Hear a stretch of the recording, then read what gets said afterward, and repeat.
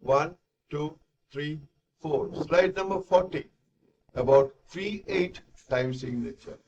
The 3, as usual, stands for the number of beats. 8 stands for quaver notes. Minim stands for 2, and crotchet for 4, and quaver 8.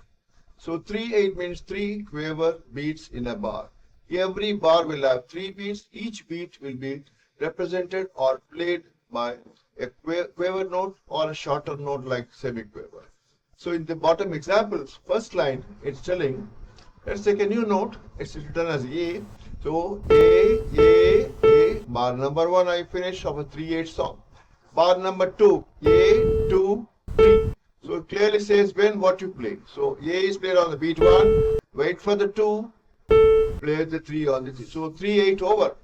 Next one, A, 3.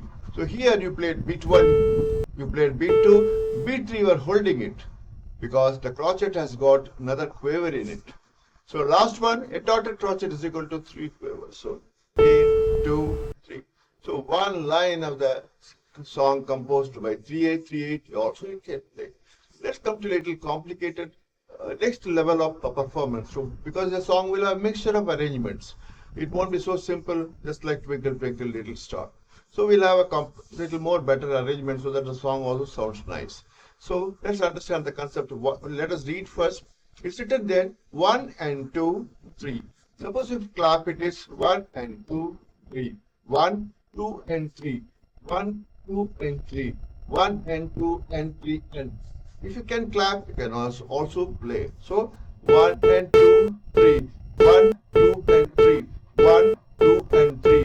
1 and 2 and 3 and. You played a song for 3/8 beats compositions. That's so simple.